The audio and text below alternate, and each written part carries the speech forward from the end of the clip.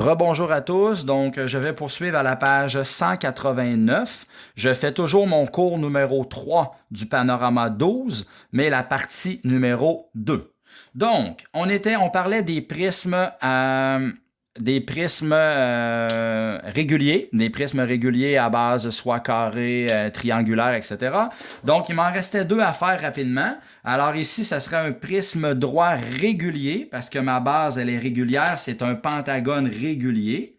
Donc ici, il est régulier. Et le développement ressemblerait à quoi? Bien, j'aurais comme 5 rectangles qui forment le contour, c'est-à-dire l'aire latérale. Donc, un rectangle, deux rectangles, trois rectangles et quatre rectangles. Supposons qu'ils sont tous égaux. Et là, il me resterait à faire deux bases qui sont des pentagones réguliers. Donc, je pourrais faire une base qui est sur le dessus ici. Je m'excuse, hein, c'est pas très, très joli, là. Alors, je suis désolé. Donc, une base qui serait là, qui serait un pentagone. Et une autre base qui est toujours un pentagone qui est sur le dessus. Une autre base, évidemment, ces deux côtés-là, ces deux faces-là, qui sont les deux bases, sont supposées d'être isométriques. Alors, évidemment, mon dessin fait un petit peu, il est un petit peu défaillant, mais bref, ça serait supposé de ressembler à ça à main levée. Et le dernier, ça serait un prisme droit régulier. Pourquoi encore le mot régulier? Parce que toutes ces bases sont, tous les côtés de ces bases sont isométrique, c'est-à-dire que c'est un 6 côtés, donc c'est un hexagone, et que tous ces côtés et tous ces angles intérieurs à l'hexagone sont isométriques. Donc, prisme droit régulier à base hexagonale, ça ressemblerait à quoi? Ça ressemblerait encore une fois à l'aire latérale serait formée de 6 rectangles qui sont tous isométriques. Donc, supposons qu'ils sont tous isométriques. Hein, je répète, je vais rapidement là, pour la caméra. Alors, pour pas que la vidéo soit trop longue, supposons que tous mes rectangles sont isométriques. Donc, ça ressemblerait à ceci. Ça formerait l'aire latérale, c'est-à-dire l'aire du contour. Et j'ajouterais ainsi un hexagone sur le dessus et un hexagone en dessous qui forment justement les deux bases. Alors, un hexagone en dessous, un hexagone sur le dessus. Donc, ça va pour le traçage, donc le développement, excusez-moi, des prismes, les principaux prismes qu'on va regarder. Maintenant, on va parler des pyramides quelques instants. Alors, les pyramides, nous avons... C'est quoi la caractéristique d'une pyramide? Tantôt, on parlait que les prismes avaient deux bases parallèles et congruentes, mais les pyramides, ils ont seulement une base, toujours une seule et unique base, et les faces latérales seront toujours des triangles pour les pyramides. Alors, seront toujours des triangles.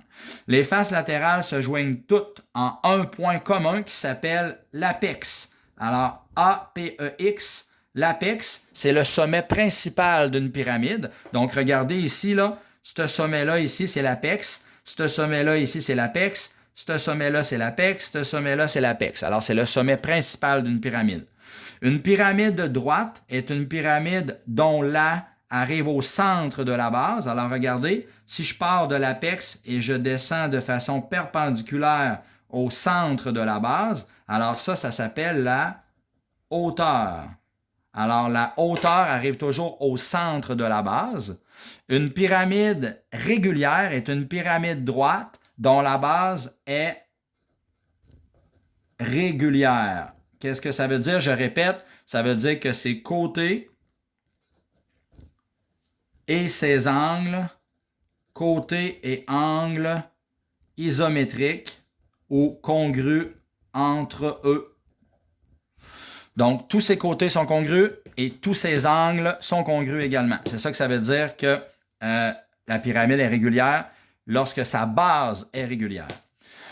Alors, encore une fois, des exemples de pyramides. Alors, vous voyez ici, on a une pyramide droite à base hexagonale, parce que la base est un hexagone. Alors, le développement, il y a deux possibilités. Ça peut être une espèce d'étoile, où ce qu'on voit la base qui est un hexagone ici en dessous. Et par la suite, il y a sur chacun des côtés, il y a les petits triangles. Dans ce cas-ci, ce sont des triangles isocèles qui forment l'aire latérale. Et on aurait pu dire que la base, on aurait pu la mettre comme ça. Et l'ensemble des petits triangles, on aurait pu les mettre tous juxtaposés, c'est-à-dire un à côté de l'autre, et ça aurait fait comme une espèce de forme de cette façon-là. Il faut toujours avoir en tête que quand je replie le solide, je pars du solide initial, je pars du développement, et si je le repliais, alors il faut que ça forme le solide en 3 dimensions. Alors rapidement, regardez ici, supposons que c'est une pyramide droite à base carré. On va supposer que le carré, là, on va supposer que c'est un carré. Ici, c'était légèrement déformé, mais on va supposer, là, c'est mon dessin avec Word qui fait défailler un petit peu. Alors ici, ça serait un carré et j'aurais mes triangles sur chacun de mes côtés de ma base. Et évidemment, les 4 triangles doivent tous être isométriques. Dans ce cas-ci, ce sont des triangles isocèles parce qu'il y a 2 côtés égaux. Quand nous avons une pyramide à base triangulaire qui ressemble à ça, mais dont tous les côtés sont égaux, alors faites attention, ça porte un nom particulier. Si tous les côtés sont égaux, ça s'appelle un tétra, et ça va revenir. Alors, c'est bien de l'apprendre tout de suite. Ça s'appelle un tétraède. Alors, un tétraède, c'est vraiment une pyramide à base triangulaire, mais dont les 4 faces sont toutes identiques. Alors, un peu comme un dé, là. Un dé quand tu joues à un jeu de société, mais au lieu d'avoir un dé équilibré à 6 faces, ici, nous aurions un dé équilibré, mais à 4 faces. Alors ça, c'est une pyramide à base triangulaire dont toutes les faces sont isométriques, ça s'appelle un tétraède.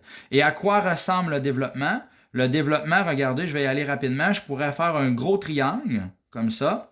Et là, après ça, je prends le milieu de chacun des côtés et je les relie.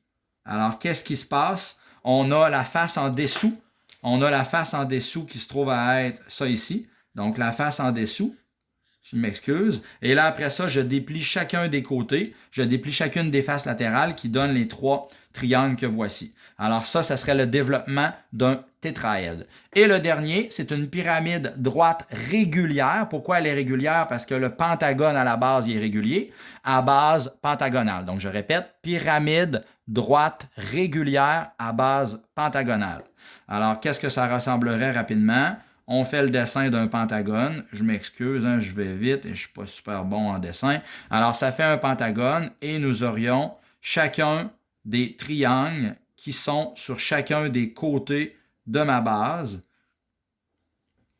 Alors, désolé, les 5 triangles ici devraient être des triangles qui sont isométriques. Là, ce n'est pas le cas parce que je suis allé très rapidement à main levée. Mais donc, le développement de ce solide-là, qui est une pyramide droite une pyramide régulière droite à base pentagonale. Alors, ça ressemblerait à ça. Maintenant, écoutez, à la page 190, vous allez être capable de faire les exercices qui sont associés à ça. Donc, 190, regardez là, rapidement. On te demande lequel des développements suggérés permet de reconstituer ce prisme. Alors, le développement qui serait accepté ici, ça serait ici, ça ne fonctionne pas parce que le rectangle devrait être ici entre les deux. Alors, le développement qui fonctionne bien, ça serait la lettre B. Donc, ça serait celui-là ici. Pourquoi celui-là ne fonctionne pas? Parce que la ligne ici, l'arête ici, devrait être la même longueur que ça ici pour que le solide ferme bien si je le fermais. Alors, désolé, donc c'était la lettre B. Nomme les solides correspondant au développement suivant. Alors, je l'ai dit verbalement. Ça serait un prisme droit régulier à base carrée. Donc, je répète, prisme droit régulier, parce que les 4 côtés ici sont isométriques, à base carrée. Donc, prisme droit régulier à base carrée. Celui-là ici, ma base, elle est régulière encore une fois, alors ça serait un prisme droit régulier à base pentagonale. Donc, je répète, prisme droit régulier à base pentagonale. Et ces 2 solides-là, alors ici, on va dire simplement un prisme droit, mais là, on voit bien que le triangle ici n'est pas ça, là. C'est pas 3. Ben, si on dit que les 3 côtés sont isométriques de ma base, alors ça serait un prisme droit régulier à base triangulaire. Donc, prisme droit régulier à base triangulaire. Si on mesure avec la règle et on s'aperçoit que les 3 côtés de mon triangle ne sont pas isométriques, j'enlèverais simplement le mot régulier. Alors, ça serait un prisme droit à base triangulaire. Celui-là ici, alors ça serait une pyramide droite à base rectangulaire. Ici, là, on voit que ce n'est pas vraiment un carré, c'est plus un rectangle. Alors, je répète, pyramide droite à base rectangulaire.